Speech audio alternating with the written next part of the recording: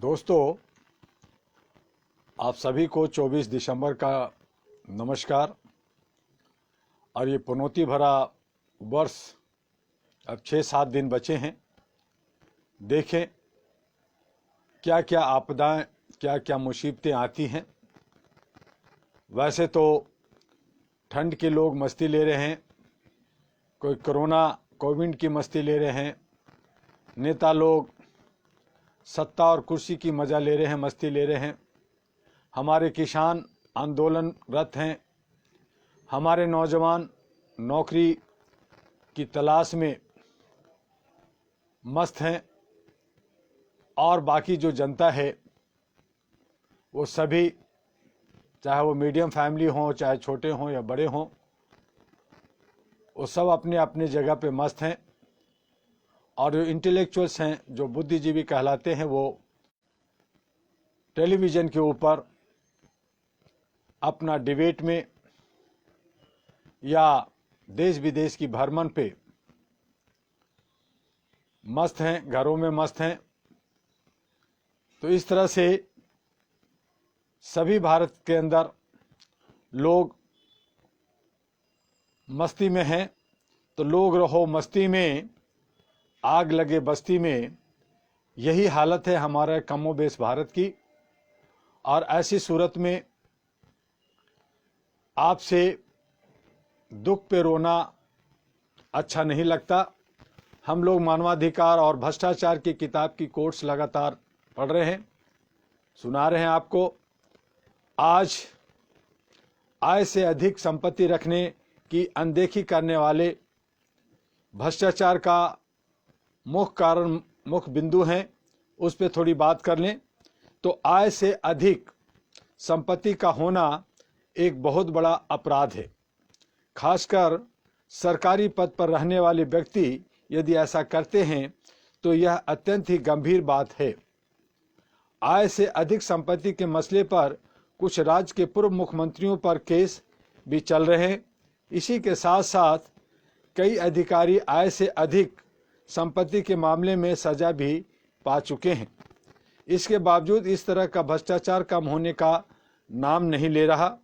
आज तमाम भारतीयों का विदेशों में काला धन जमा है, हवाला के जरिए पैसे का लेन देन हो रहा है। यह सब ज़्यादातर घोषित आय से ज़्यादा वाली रकम होती है। इसी तरह से व्यापारी वर्ग भी टैक्स बचाने के लिए अपनी आय कम बताते हैं और बाकी रकम बैंकों में जमा हो जाती है। अब बैंकों में जमा कराई गई रकम आसानी से छिप नहीं पाती, अतः लोग कुछ पैसे प्रॉपर्टी में, कुछ शेयर बाजार में तथा कुछ सोना चांदी में लगा देते हैं। इसके बाद भी यदि धन बचता है तो उस अन्य आय से या तो देश के बैंकों में जमा करा दिया जाता है या अवैध तरीके से बाहर भेज दिया जाता है। भ्रष्टाचार का यह बहुत ही घातक स्वरूप है। इससे देश की अर्थव्यवस्था को करारी चोट पहुंचती है। भ्रष्टाचार के स्वरूप और उसके तमाम पहलुओं पर गहराई से सोचा जाना चाहिए। आज सोचने वाली बात यह है कि ज़्यादातर लोग अपनी सही आय नहीं बताते। एक अनुमान के अनुसार 90% लोग अपनी पूरी आय कभी भी नहीं दर्शाते। जो लोग सरकारी नौकरी करते हैं, उन्हें जो वेतन मिलता है सिर्फ वही उनकी आय मानी जाती है। इसके अलावा अन्य स्रोतों से जो कमाई होती है उसका जिक्र कोई कर ही नहीं सकता। इस तरह की कमाई को यदि कोई प्रदर्शित करेगा तो वह दो तरह के केसों में फंस सकता है: गलत ढंग से पैसा कमाना, अधिक संपत्ति इकट्ठा करना। आज यदि देखा जाए तो सरकारी विभाग में काम करने वाले ज़्यादातर लोग अपनी नौकरी के दौरान मालामाल हो जाते हैं। सरकारी विभाग में काम करने वाला एक लिपिक, चपरासी, अमीन, लेखपाल, कानूनगो, नायब तहसीलदार, एडीओ, ग्राम सेवक, बिजली विभाग के लाइनमैन, सब इंस्पेक्टर, इंस्पेक्टर, बिजली विभाग के junior engineer, police constable, SI, SHO, परिवहन विभाग में काम करने वाला कंडक्टर, परिवहन विभाग में काम करने वाले अधिकारी, आईटीओ ऑफिस में काम करने वाले क्लर्क तथा छोटे अधिकारी, आबकारी विभाग में काम करने वाला सिपाही, बाबू छोटा अधिकारी, सेल्स टैक्स व इनकम टैक्स विभाग में नौकरी करने वाले क्लर्क, छोटे अधिकारी, ट्रेनों में चलने वाले टीटी, इसके अलावा विभिन्न सरकारी विभागों में काम करने वाले छोटे व बड़े अधिकारी जब रिटायर होते हैं तो उन्हें लाखों रुपए ग्रेच्युटी वे फंड के रूप में मिलते हैं। इसके साथ ही उनके पास अलग से अर्जित की गई संपत्ति भी होती है, जिससे उनका जीवन स्तर ऊंचा हो जाता है। कई लोग तो कई मकान बनवा लेते हैं। कुछ के बच्चे देश के अच्छे स्कूलों में पढ़ने लगते हैं तो कई अपने बच्चों को पढ़ने के लिए विदेश भेज देते हैं। कुछ लोग सरकारी विभाग से रिटायर होने के बाद व्यापार करने लगते हैं।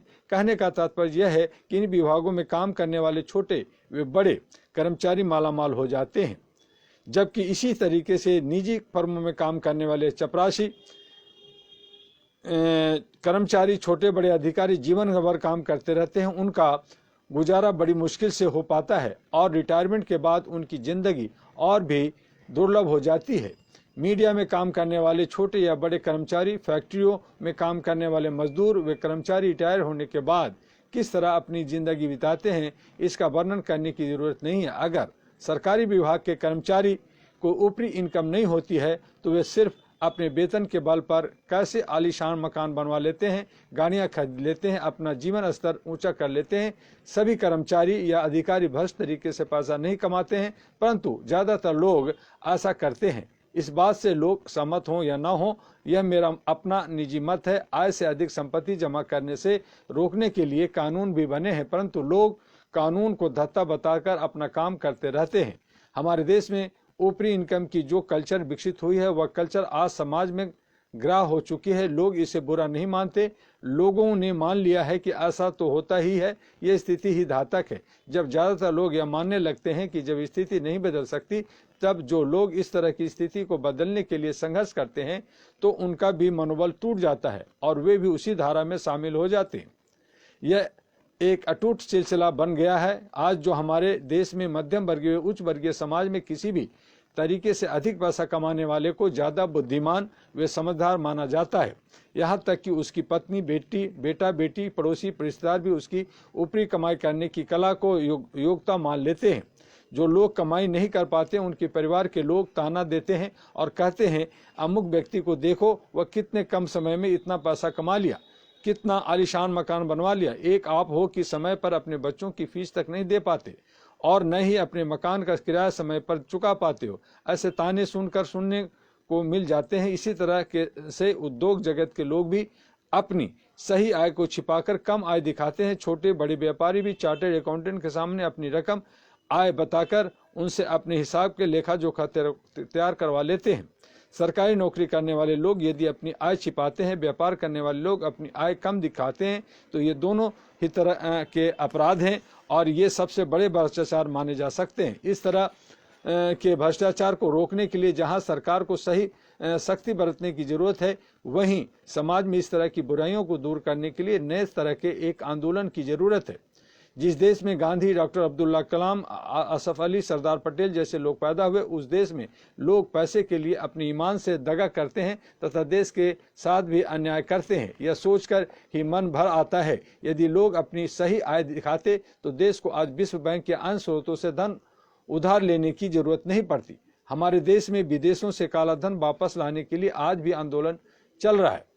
आय से अधिक संपत्ति के मसले पर सिर्फ कानून बना देने से काम नहीं चलने वाला है। इसी तरह से ज्यादातर प्राइवेट कंपनियां भी अपना पूरा लाभ स्पष्ट नहीं करती है। कुछ लोगों का मानना है कि भारत से इतना काला धन विदेशों में जमा है, यदि वह पूरा भारत में आ जाए तो इससे देश की गरीबी दूर हो सकती है और पूरे देश को का कायाकल्प हो सकता है। सोचने वाली बात यह है कि यदि इतना पैसा विदेश में न होता, यदि वह देश में ही होता तो आज देश कहां से कहां पहुंच चुका होता। आज भी हमारे देश के कई राज्यों के कुछ गांवों में बैलगाड़ियां चलती है, पगडंडियों पर धूल उड़ती है, पीने के लिए पानी नहीं मिलता, लोग सांप बिच्छू के कांटे का इलाज झाड़ फूंक से करते हैं। आज देश की बहुत बड़ी आबादी विकास से कोसों दूर है। कितनी अजीब बात है कि जब गांव का एक साधारण आदमी इस बात को आसानी से समझ लेता है कि सरकारी विभाग में आज बगैर मुट्ठी गर्म किए कोई काम नहीं होता, तो सरकार में बैठे लोग या उसे चलाने वाले लोग इस बात को क्यों नहीं समझ पाते। 70 साल से सरकार चलाने वाले लोग शांत क्यों हैं? उन्हें अपने आसपास में नीचे का भ्रष्टाचार क्यों नहीं दिखता? दीपक तले अंधेरा क्यों है? एक सरकारी कर्मचारी के पास छापे में लाखों करोड़ की संपत्ति मिलती है, ऐसा क्यों होता है? कुछ लोग पकड़े पकड़ लिए जाते हैं तो भ्रष्ट या बेईमान कहलाते हैं, और जो बच जाते हैं वे ईमानदार की श्रेणी में रहते हैं। यहाँ यह सोचने वाली बात है कि क्या सिर्फ कुछ ही कर्मचारी या अधिकारी ऊपरी कमाई करते हैं? यह सभी तो नहीं करते, पर ज्यादातर लोग ऊपरी कमाई के सहारे अपने जीवन के स्तर को ऊंचा उठाने के से नहीं चूकते। यह कड़वा सच है कि आज के युग में धन सबसे बड़ा ऊपरी कमाई है। किसी फिल्म में यह उक्ति कही गई है कि सबसे बड़ा रुपया। यह बिल्कुल सच बात लगती है।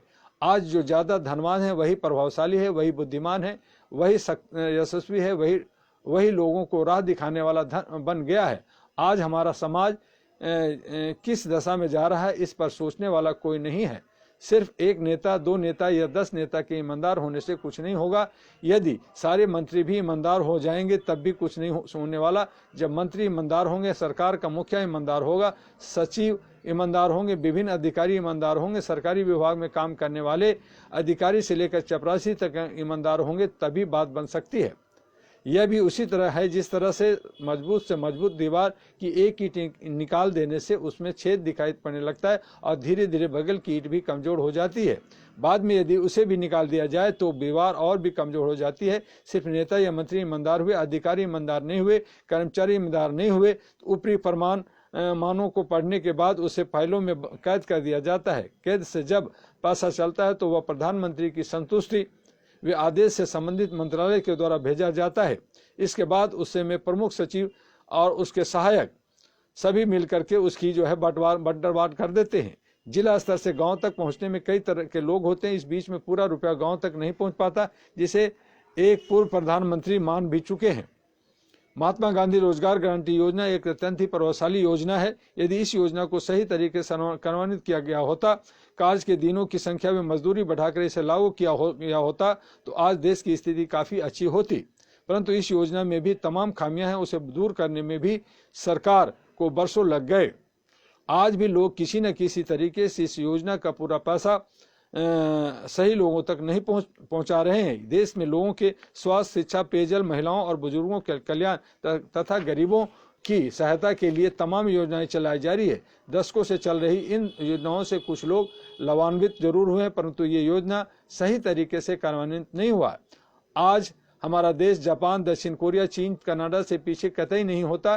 कितनी बड़ी विडंबना है कि हमारे यहाँ सरकारी विभाग के लोग आज भी सच को सच नहीं कहते, झूठ को या असत्य को पूर्ण सत्य के रूप में पेश करके सिर्फ वाहवाही लूट जाती है और जनता को सब्जबाग दिखाए जाते हैं।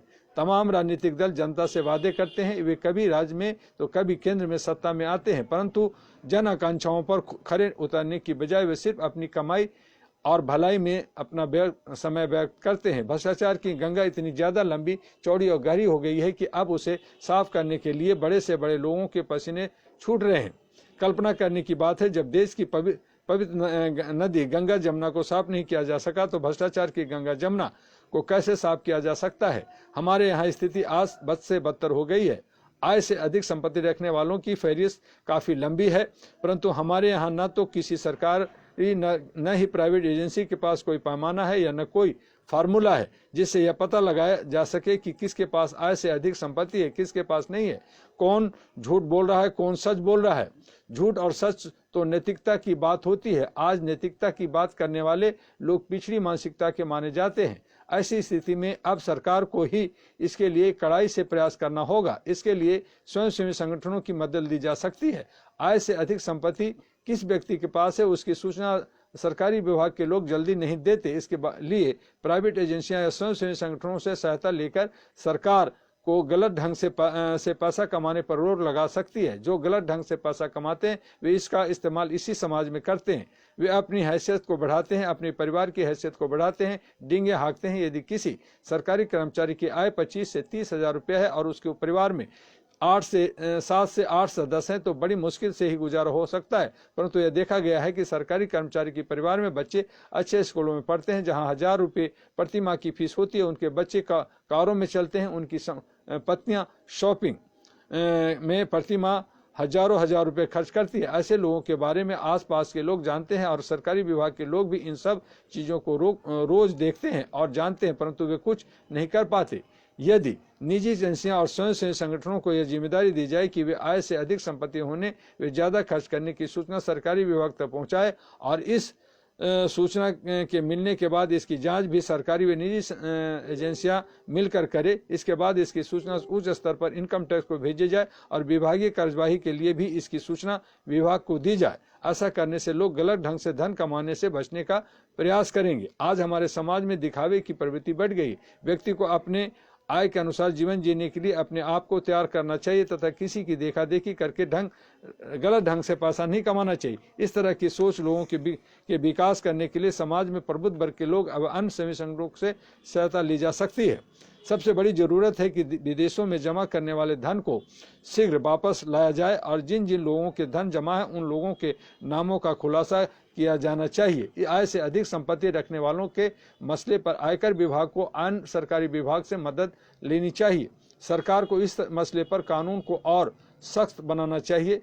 जिन लोगों का धन बाहर जमा है, चाहे वह कोई भी हो, उसके नाम में उसकी संपत्ति का पूरा खुलासा किया जाना चाहिए। उक्त व्यक्ति जब धन से जमा कब से धन जमा कर रहा है, उसमें कौन कौन से लोग भागीदार हैं, इन सब की जानकारी सरकार को मीडिया के माध्यम से तथा अन्य सरकारी माध्यमों से जनता को देनी चाहिए। किसी को भी बख्शा नहीं जाना चाहिए, न तो किसी को बचाने के लिए किसी तरह का कानून में संशोधन किया जाना चाहिए। जिन लोगों ने देश का धन बाहर जमा किया है वे देश के हितैषी नहीं हो सकते। उन्हें देश के साथ धोखा है। और खासकर जो लोग जनप्रतिनिधि के श्रेणी में आते हैं, सरकारी अधिकारी हैं या रहे हैं, उनको तो बिल्कुल नहीं बख्शा जाना चाहिए, क्योंकि ऐसे लोग जनता की सेवा का शपथ लेकर अपने अपने क्षेत्रों में आते हैं। ऐसे लोग जनसेवा करने की बजाय यदि गलत तरीके से धन कमाते हैं और गलत तरीके से विदेश भेजते हैं और उसी पैसे से अपना स्तर ऊंचा करते हैं, अपने परिवार की शान शौकत बढ़ाते हैं, वे कतई भी जनप्रतिनिधि बनने लायक नहीं है। ऐसे लोगों का बहिष्कार किया जाना चाहिए तथा जो जनप्रतिनिधि अब इस दुनिया में नहीं है, यदि उनका भी धन बाहर जमा है और उनके परिजनों को मालूम है या उनके परिजनों के नाम से जमा है, तो उसके परिजनों का भी बहिष्कार किया जाना चाहिए। इसी तरह का व्यवहार सरकारी अधिकारियों के साथ भी किया जाना चाहिए। मेरा मानना है कि वर्तमान केंद्र सरकार को आय से अधिक संपत्ति के मसले को अपनी प्राथमिकताओं में शामिल करना चाहिए और जितना जल्दी हो सके इस मसले पर सरकार को सार्थक कदम उठाते हुए देश हित में उचित निर्णय लेना चाहिए। यह समय और देश की मांग है। साथ ही जो किसानों की जो मांग है, किसान जो आवाज उठा रही है, उस पर सरकार को गंभीरता से सोचते हुए उसका सही उचित हल निकालना चाहिए। अगर जो है 3 विधेयक को वापस करने की बात आती है तो उसे भी वापस होनी चाहिए। और हमारे भारत के प्रधानमंत्री, राष्ट्रपति और गृह मंत्री से यही आग्रह है।